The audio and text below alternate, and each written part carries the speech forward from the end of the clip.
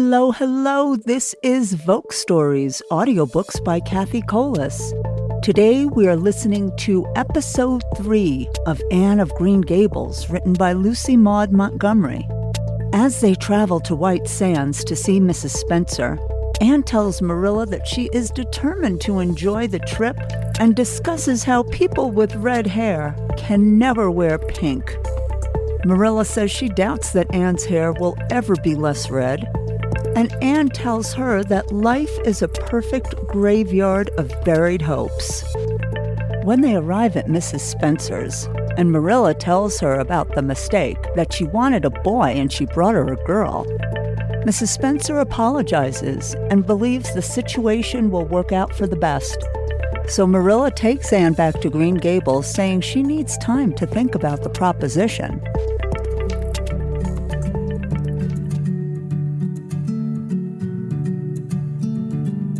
Anne's history. "Do you know," said Anne confidentially, "I've made up my mind to enjoy this drive. It's been my experience that you can nearly always enjoy things if you make up your mind firmly that you will. Of course, you must make it up firmly. I'm not going to think about going back to the asylum while we're having our drive. I'm just going to think about the drive. Oh, look, there's one little early wild rose out. Isn't it lovely? Do you think it must be glad to be a rose? Wouldn't it be nice if roses could talk? I'm sure they could tell us such lovely things, and isn't pink the most bewitching color in the world? I love it, but I can't wear it. Red-headed people can't wear pink, not even in imagination.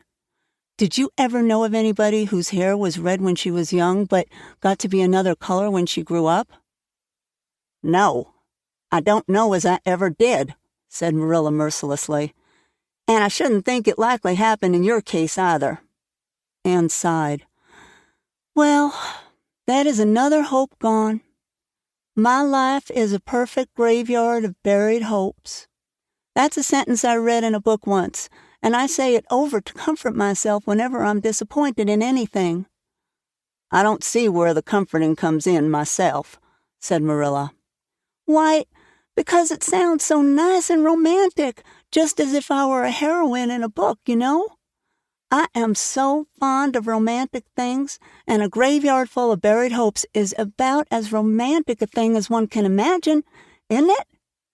I'm rather glad I have one. Are we going across the Lake of Shining Waters today?"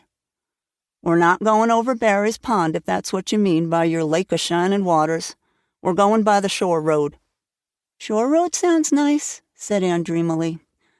"Is it as nice as it sounds? Just when you said shore road, I saw it in a picture in my mind, as quick as that. And White Sands is a pretty name, too. But I don't like it as well as Avonlea. Avonlea is a lovely name. It just sounds like music. How far is it to White Sands?" "It's 5 miles. And as you're evidently bent on talking, you might as well talk to some purpose by telling me what you know about yourself." "Oh, what I know about myself isn't really worth telling," said Anne eagerly. "If you'll only let me tell you what I imagine about myself, you'll think it ever so much more interesting." "No, I don't want any of your imaginings. Just you stick to bald facts. Begin at the beginning. Where were you born, and how old are you?" "I was 11 last March," said Anne, resigning herself to bald facts with a little sigh. "And I was born in Bolingbroke, Nova Scotia. My father's name was Walter Shirley, and he was a teacher in the Bolingbroke High School. My mother's name was Bertha Shirley. Aren't Walter and Bertha lovely names? I'm so glad my parents had nice names. It would be a real disgrace to have a father named, well, say, Jedediah, wouldn't it?" "I guess it doesn't matter what a person's name is so long as he behaves himself," said Marilla, feeling herself called upon to inculcate a good and useful moral. "Well, I don't know." Anne looked thoughtful. "I read in a book once that a rose by any other name would smell as sweet, but I've never been able to believe it.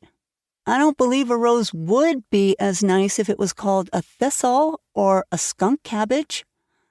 I suppose my father could have been a good man even if he had been called Jedediah, but I'm sure it would have been a cross. Well, my mother was a teacher in the high school too, but when she married Father, she gave up teaching, of course. A husband was enough responsibility. Mrs. Thomas said that they were a pair of babies and as poor as church mice. They went to live in a weeny-teeny little yellow house in Bolingbroke. I've never seen that house, but I've imagined it thousands of times. I think it must have had honeysuckle over the parlor window and lilacs in the front yard and lilies of the valley inside the gate. Yes, and muslin curtains in all the windows. Muslin curtains give a house such an air. I was born in that house. Mrs. Thomas said I was the homeliest baby she ever saw.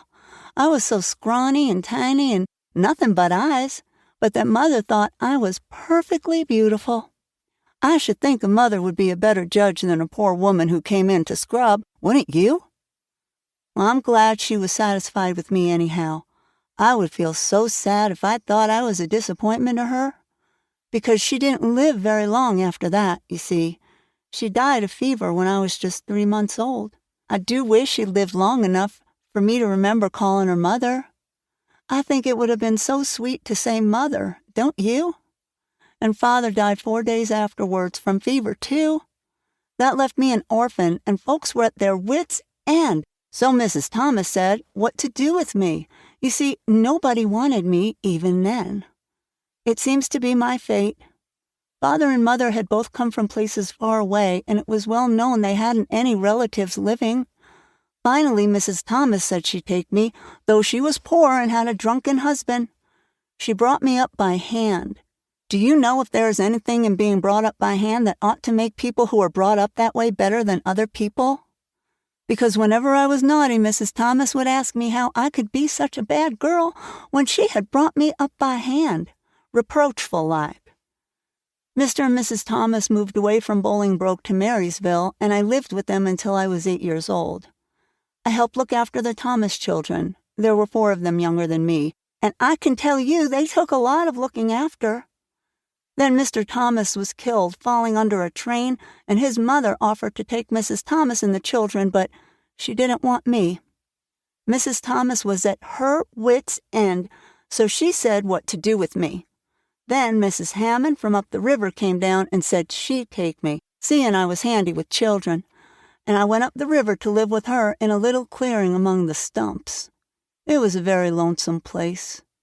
I'm sure I could never have lived there if I hadn't had an imagination. Mr. Hammond worked a little sawmill up there, and Mrs. Hammond had 8 children. She had twins 3 times. I like babies in moderation, but twins 3 times in succession is too much. I told Mrs. Hammond so firmly when the last pair came. I used to get so dreadfully tired carrying them about. I lived upriver with Mrs. Hammond over 2 years, and then Mr. Hammond died, and Mrs. Hammond broke up housekeeping. She divided her children among her relatives and went to the States. I had to go to the asylum at Hopeton because nobody would take me. They didn't want me at the asylum either. They said they were overcrowded as it was, but they had to take me, and I was there 4 months until Mrs. Spencer came. Anne finished up with another sigh, of relief this time. Evidently she did not like talking about her experiences in a world that had not wanted her. "Did you ever go to school?" demanded Marilla, turning the sorrel mare down the shore road. "Not a great deal. I went a little the last year I stayed with Mrs. Thomas. When I went upriver, we were so far from the school that I couldn't walk it in winter, and there was a vacation in summer, so I could only go in the spring and fall. But of course I went while I was at the asylum. I can read pretty well, and I know ever so many pieces of poetry off by heart. The Battle of Hohenlinden, and Edinburgh after Flodden, and Bingen of the Rhine, and most of the Lady of the Lake, and most of the Seasons by James Thompson. Don't you just love poetry that gives you a crinkly feeling up and down your back? There is a piece in the 5th Reader, The Downfall of Poland, that is just full of thrills. Of course, I wasn't in the 5th Reader, I was only in the 4th, but the big girls used to lend me theirs to read." "Were those women, Mrs. Thomas and Mrs. Hammond, good to you?" asked Marilla, looking at Anne out of the corner of her eye. "Oh," faltered Anne. Her sensitive little face suddenly flushed scarlet, and embarrassment sat on her brow.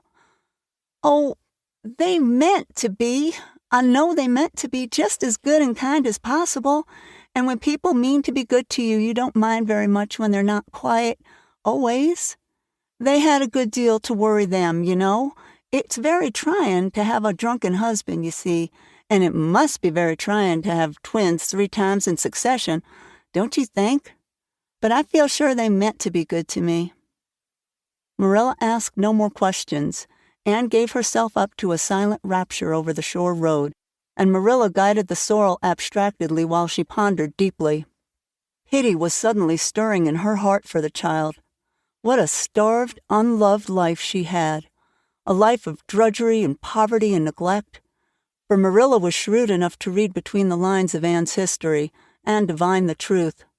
No wonder she had been so delighted at the prospect of a real home. It was a pity she had to be sent back. What if she, Marilla, should indulge Matthew's unaccountable whim and let her stay? He was set on it, and the child seemed a nice, teachable little thing. She's got too much to say, thought Marilla. But she might be trained out of that, and there's nothing rude or slangy in what she does say. She's ladylike. It's likely her people were nice folks. The shore road was woodsy and wild and lonesome. On the right hand, scrub firs, their spirits quite unbroken by long years of tussle with the Gulf winds, grew thickly. On the left were the steep red sandstone cliffs, so near the track in places that a mare of less steadiness than the sorrel might have tried the nerves of the people behind her. Down at the base of the cliffs were heaps of surf-worn rocks or little sandy coves inlaid with pebbles as with ocean jewels. Beyond lay the sea, shimmering in blue, and over it soared the gulls, their pinions flashing silvery in the sunlight. "Isn't the sea wonderful?" said Anne, rousing from a long, wide-eyed silence. "Once, when I lived in Marysville, Mr. Thomas hired an express wagon and took us all to spend the day at the shore 10 miles away. I enjoyed every moment of that day, even if I had to look after the children all the time. I lived it over in happy dreams for years, but this shore is nicer than the Marysville shore. Aren't those gulls splendid? Would you like to be a gull? I think I would. That is, if I couldn't be a human girl.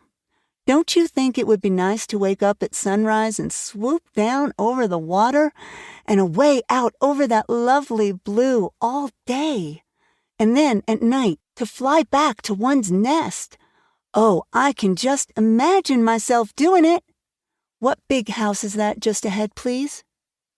"That's the White Sands Hotel. Mr. Kirk runs it, but the season hasn't begun yet. There are heaps of Americans come there for the summer. They think this shore's just about right."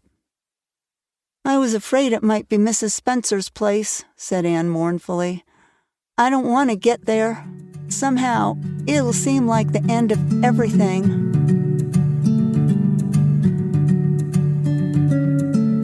Marilla makes up her mind. Get there they did, however, in due season. Mrs. Spencer lived in a big yellow house at White Sands Cove, and she came to the door with surprise and welcome mingled on her benevolent face. "Dear, dear," she exclaimed, "you're the last folks I was looking for today, but I'm real glad to see you. You'll put your horse in? And how are you, Anne?" "I'm as well as can be expected, thank you," said Anne smilelessly. A blight seemed to have descended on her.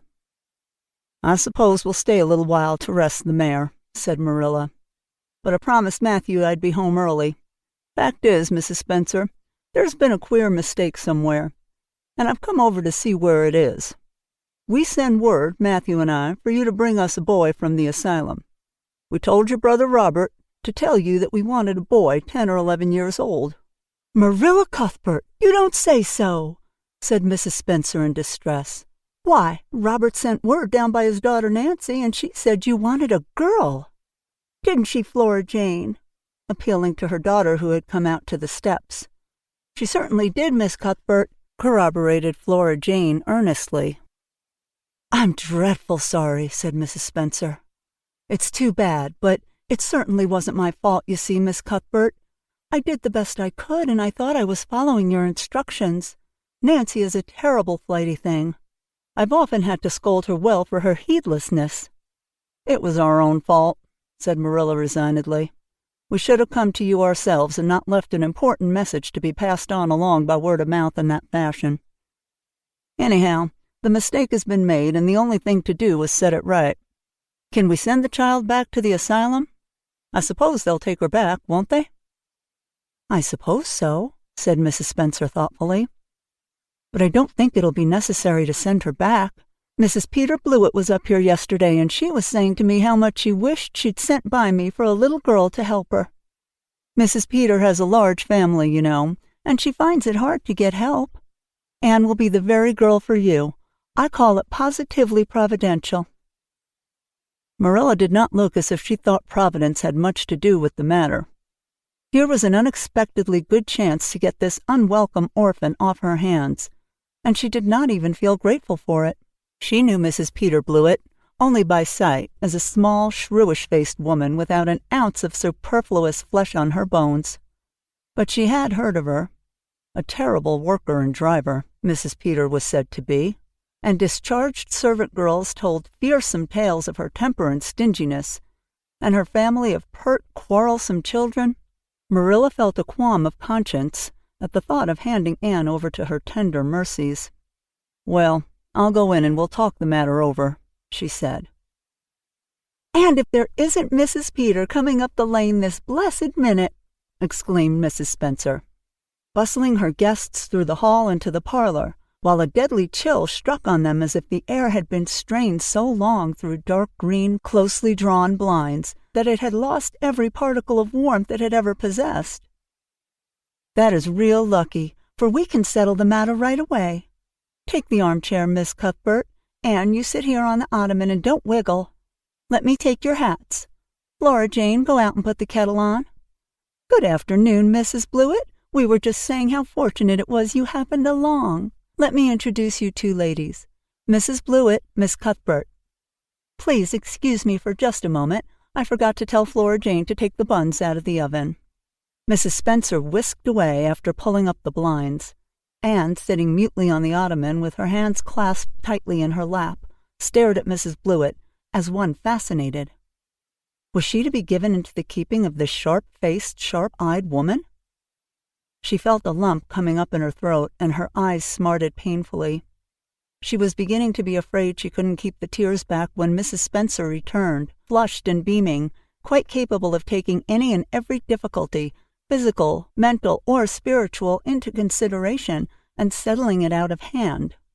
"It seems there's been a mistake about this little girl, Mrs. Blewett," she said. "I was under the impression that Mr. and Miss Cuthbert wanted a little girl to adopt. I was certainly told so, but it seems it was a boy they wanted. So if you're still of the same mind you were yesterday, I think she'll be just the thing for you." Mrs. Blewett darted her eyes over Anne from head to foot. "How old are you, and what's your name?" she demanded. "Anne Shirley?"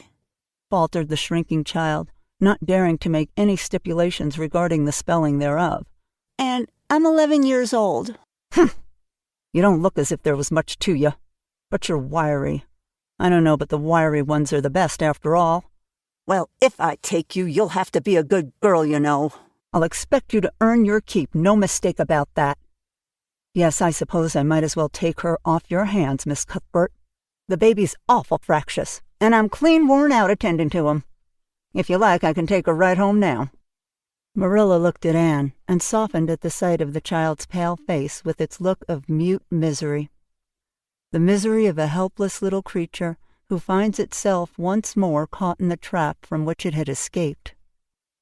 Marilla felt an uncomfortable conviction that, if she denied the appeal of that look, it would haunt her to her dying day. Moreover, she did not fancy Mrs. Blewett. To hand a sensitive, high-strung child over to such a woman? No, she could not take the responsibility of doing that. "Well, I don't know," she said slowly. "I didn't say that Matthew and I had absolutely decided that we wouldn't keep her. In fact, I may say that Matthew was disposed to keep her. I just came over to find out how the mistake had occurred. I think I'd better take her home again and talk it over with Matthew. I feel I oughtn't to decide on anything without consulting him. If we make up our mind not to keep her, we'll bring her, or send her over to you tomorrow night. If we don't, you may know that she's going to stay with us. Will that suit you, Mrs. Blewett?" "I suppose it'll have to," said Mrs. Blewett ungraciously.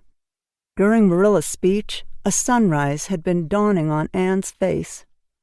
First, the look of despair faded out. Then came a faint flush of hope. Her eyes grew deep and bright as morning stars. The child was quite transfigured.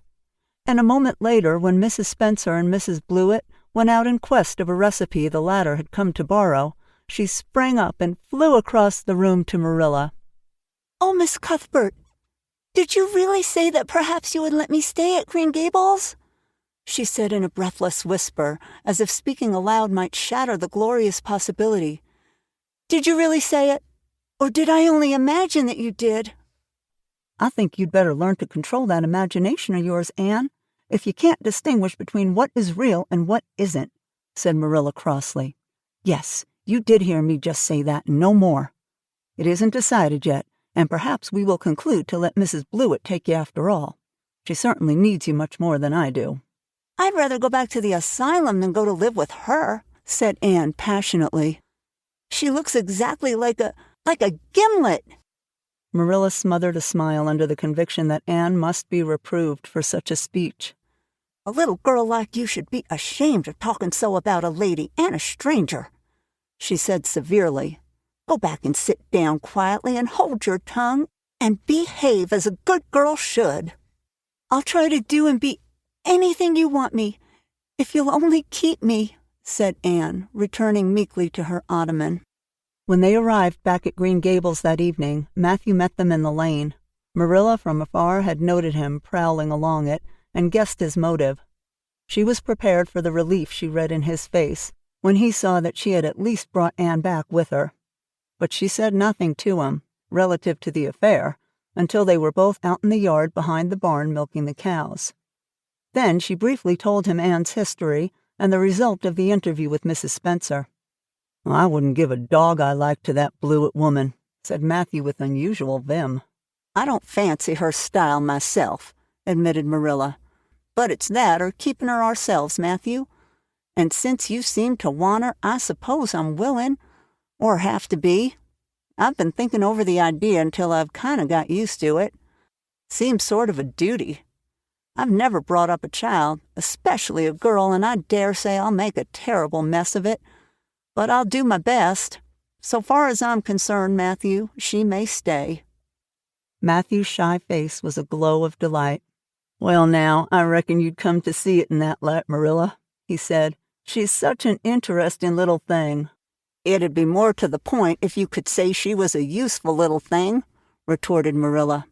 "But I'll make it my business to see if she's trained to be that. And mind, Matthew, you're not to go interfering with my methods. Perhaps an old maid doesn't know much about bringing up a child, but I guess she knows more than an old bachelor. So you just leave me to manage her. When I fail, it'll be time enough to put your oar in." There, Marilla, you can have your own way," said Matthew reassuringly. "Only be as good and kind to her as you can without spoiling her. I kind of think she's one of the sort you can do anything with if only you get her to love you." Marilla sniffed to express her contempt for Matthew's opinions concerning anything feminine, and walked off to the dairy with the pails. "I won't tell her tonight that she can stay," she reflected as she strained the milk into the creamers. "She'd be so excited that she wouldn't sleep a wink. Marilla Cuthbert, you're fairly in for it. Did you ever suppose you'd see the day when you'd be adopting an orphan girl? It's surprising enough, but not so surprising as that Matthew should be at the bottom of it.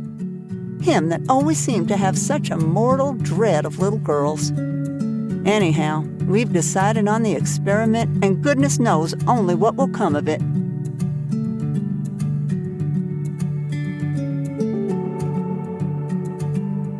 Tune in next Wednesday as Anne begins to ruminate on prayer and religion.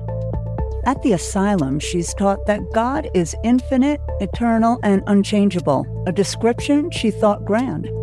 She explains that she rejected God because someone told her God gave her red hair on purpose. Don't forget to tune in on Monday for episode 4 of The Wedding Crasher by Nikki Stern. Special Agent Terry Sloan finally makes it to Birdstown. He comes to the office where Sam is waiting. She feels like a 16-year-old going on her first date.